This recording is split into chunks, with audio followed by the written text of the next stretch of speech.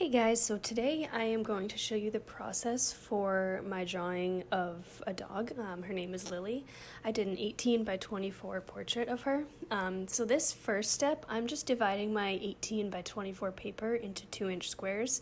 This is for something called the grid method. So basically it just helps you line everything up in the picture nicely just to make sure all the proportions are correct. So I'm just doing that with a ruler. And then this is my reference photo divided into 1-inch squares. For this, I use an app on my phone called Grid. It just saves paper, gets it nice and even. All right, now here I'm going into the preliminary sketch. So I'm using super light pencil. As you can see, it's pretty hard to see, so you always want to say super light at first, and very loose. So I'm just kind of laying everything in, but it's not like super tight lines. I'm just kind of sketching it in really loosely at this point just to get that preliminary sketch. All right, and here I'm starting something called the indenting technique. So you take a sharpish tool, here I'm using an unused wooden clay knife, and you're just indenting into the paper where pure white areas will be. So then when you color over them, they will stay white. So it's really good for whiskers, fur texture, texture in the nose, shine in the eyes, things like that. All right, so in a second, you're gonna see me start to lay the color in. So I just wanted to show you the reference photo and go over how to lay in color properly. So as you can see, the lightest tone in her fur is yellow. So right on that left eye above it, you can see where the light hits, that is yellow, and even below her eye that looks almost yellow. So when I start to lay color in, I'm going to start with yellow. You always want to start with the lightest shade first and then slowly build up to the darkest tone. So I'm going to go in with yellow and then tan and then light brown, then brown, and then black. So whenever you're starting to lay in color, you always want to think, what's the lightest color I see? And that's the color you're going to start with. So here we go. You can see I'm starting with yellow. I'm just shading the whole thing in yellow.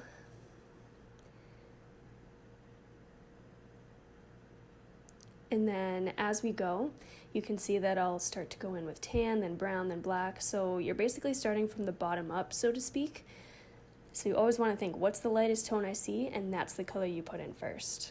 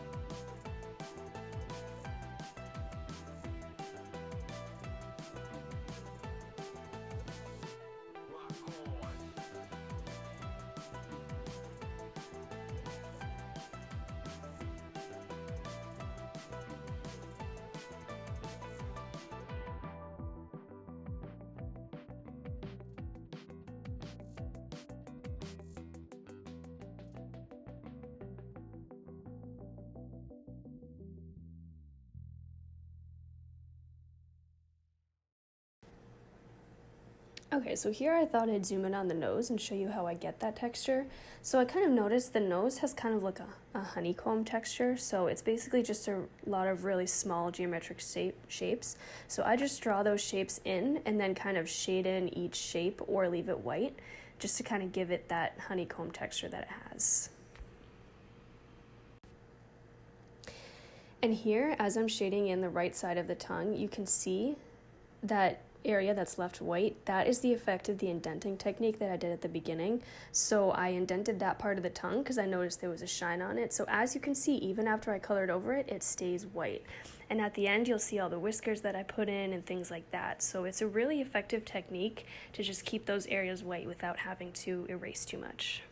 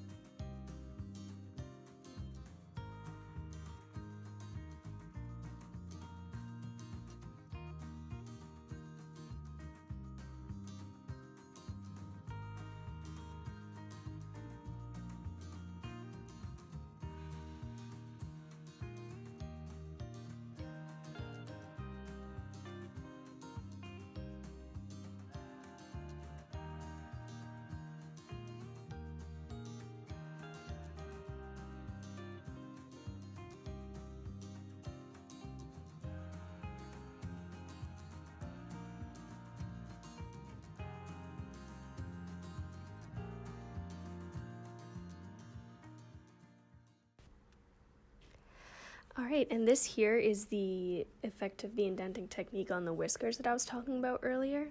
And then you can see it in this one as well and all the fur texture. So yeah, it's just a really great technique to help keep those areas white.